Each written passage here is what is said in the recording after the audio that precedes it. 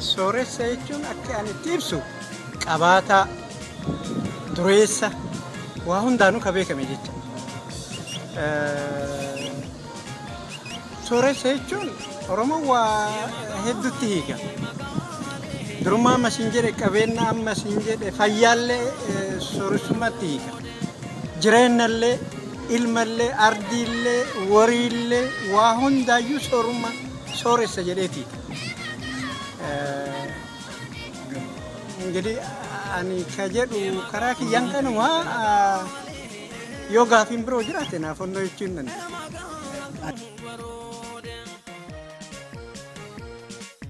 Sooressa jedhee kan hin hiiku nama tokko qabeenyaa kan qabu fayyaallee kan qabu Oromoon immoo kana hari'utuma qabu qabeenyaas maa hundatu qabu hiyyeessa bilisummaati. Sooressummaan isaa guutuu miti jechaadha. Oromoon sooressummaan isaa guutuu miti waan bilisummaa hin qabneef gabaabaadhaan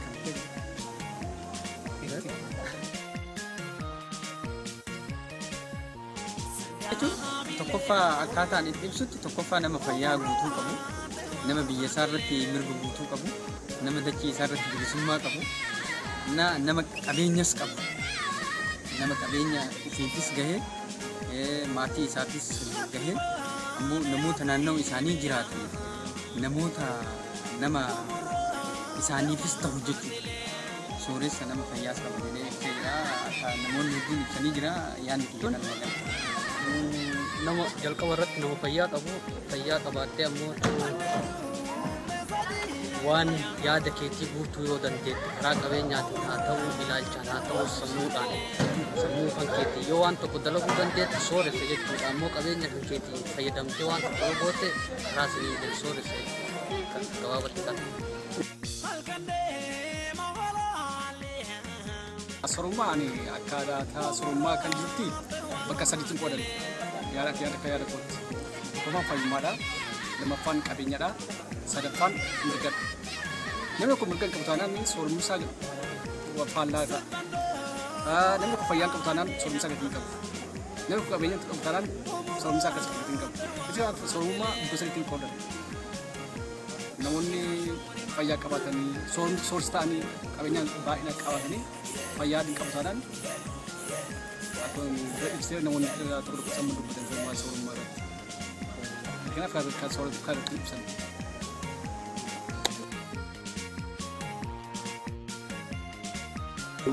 Ya sooressa isaanii gama biyyaan karaa hedduun hin laalla. Sooressa namni sooressa sammuu jira, sooressa addunyaan irraa haasoftu jira. Sooressa sammuu jechuun namni quufinsa ifisaatti qabu jechuudha. Personaalitii isaatiin boonee jiraachuu dandeenyaan yeroo san ifisaatiin sooressummaa keessaa qaba. Sooressummaan alaa garuu akka addunyaan maateriyaalizim waa qabaachuu wajji wal fudhatte jechuudha. Amma fakkeenyaaf biyyatti namni ooyiruu heddeettuu bal'oo qaba jechuudha. Tujjaara oomishatee nyaatee buluu danda'a. Akka biyya kanaattis bileenara ta'uu qabda jechuudha. Ijaara ta'uu qabda. Das war's. Jechuun nama sammuudhaan kennaa qabaatee yookiin barnootaan argate inni sooressa. Maaliif jennaan sammuunsaa guddateera ta'ee jennaan maateeriyaalii sammuu sanaan horuu danda'a.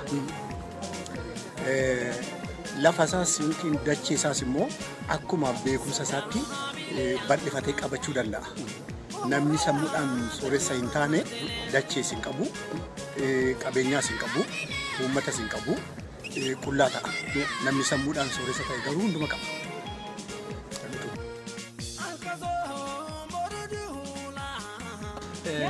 Karaa baay'ee ilaaluu dandeenya. Sooroma gaafa jennu tokko karaa foonii keessumatti karaa fuudhaa sooressa jechuun nama keessumatti kanadha kan namni. Inni kan biraan immoo nama sammuu fayyaa qabu karaa foonii gaafa ilaalu nama akkaataa gaariidhaan yaaduu danda'u. Har'a yoo naa Afrikaadha boornan argame nama yaadu positive attitude positive thinker kan nuti jennu yoo ta'e namni kun sooressa jechuudha. Inni kan biraan immoo sooressa akkaataa fooniitiin birrii qabaatee sooressa jedhamte baay'ee jiraachuu danda'a. Fakkeenyaaf birrii qabaatee sooressa jedhamu dhiisuu danda'a. Fayyaa kan itti ta'uu danda'a. Qarshii qabaatee kan itti fayyadamu ta'uu danda'a.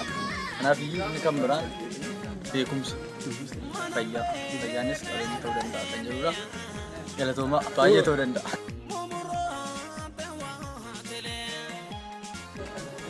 Sooressa jechuun maal jechuudha? Gaaffii jedhudha gaaffii sanatti fakkaata.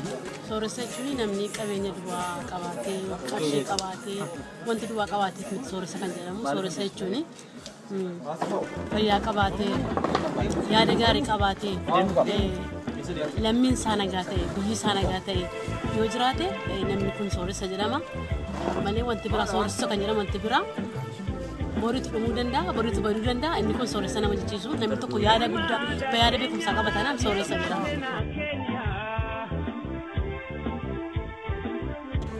Sooressa ta'uu bifa adda addaatiin hiikuu dandeessa. Fakkeenyaaf maal jedhamu tokko wealth kan jedhamu and every wealth there is a crime. Corruption lines. Akkatti sooressa taate hojjetti wanni hin ta'in wanni taate sooressummaadha garuu akkamitti dhufe kan jedhu gaaffii kaasa. Akka caalaa politikaalii hoggaalaatti garuu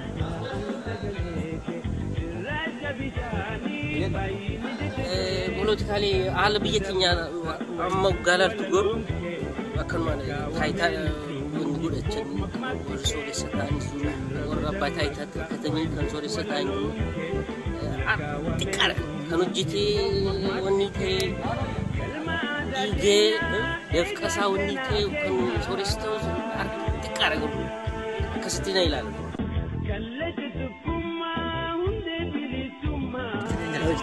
Ani illee gargaara. Gaaffiin kee nam tokko durummaa qaba jechuun maal jecha yaada jedhuuni. Durummaa jechuun akkuma duraan sin jedhe durummaa jechuun qabeenya. Fayyaan durummaa, qabeenya qabaachuun durummaa, biyya qabaachuun durummaa, bilisummaa qabaachuun durummaa. Dunyaa guddaa qabaattee, qabeenya guddaa qabaattee, jiruu gaarii jiraattee bilisummaa yoo bilisan tahin yoo bilisummaan qabaatin hiyyummaa. Sanitti biyyis akkasuma kan fudhatu. Nam tokko dunyaa gaarii qaba, jireenya gaarii qaba, lafa gaarii qaba, biyya bareedduu qaba, biyya magariisa qaba jechuun yoo bilisummaa waliin qabaata. Yoon bilisaayin, yoo bilisummaan qabaatin, yoo nageennan qabaatin, yoo uummanni isaa oromummaa fi nagaan qabaatin biyyuma fedhee haa ta'u. Durummaa jechuun hin jirtu biyyummaa keessa jira jechuudha. Inni biyyi isaa, maatiin isaa, firri isaa yookiin guutuun biyyaatu waan bilisa hin qabne tokkotti rakkoo keessa jira jechuudha. Hiyyummaa guddoo keessa jira jechuudha. Durummaan akkasiin ilaalamti, rakkinni jiruun immoo karaa kanaan fudhatan.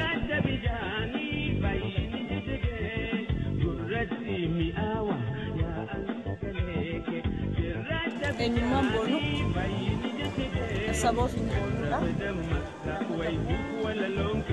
Qabeenyaa uummanni ofii qabuun jiraachuudhaan sabummaa fakkaatu fayyaa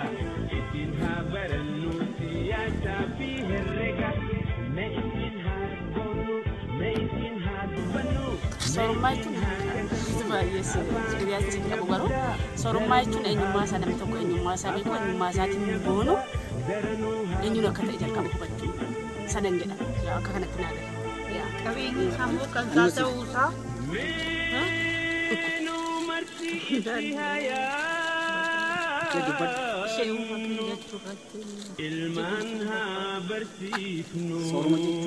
sooruma jechuun namni tokko qabeenyaa isaa jechuun immoo qabeenya namni tokko qabeenya dhuunfaa duwwaatu hin ta'in eenyummaa isaa saba isaa, naannoo isaa, lafa isaa, dachii isaa hundumaa isaarratti nama ofiin of bulchuu, nama ofiin buluu jechuun qabeenyaan isaa kan hundumaa qabeenyaan namni tokko kan hundumaa ibsaa jira.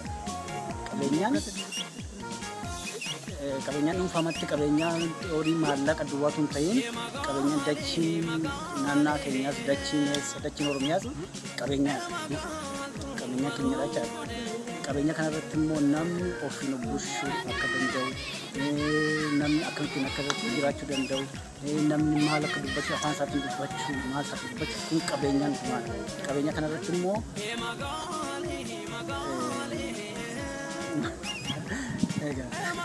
obboleessi taa'u. Yaadatti jettan jechuun ture. Akkuma yaaduma ni jechuun kanarraa waan addambii wanti jiru hin jiru. Soorummaa namni tokko sooressa yeroo jedhamu qabeenyaa qabaa. Qabeenyaa isaa kanarratti ofii isaatii irratti ajaja. Namatu irratti ajajaa namatu keessa galata ofii isaatii irratti ajaja. Kana jechuun namichi kun bilisummaa qabaa jechuudha soorummaa isaa waan qabu kanatti. Kanaaf soorummaa ta'an immoo bilisummaa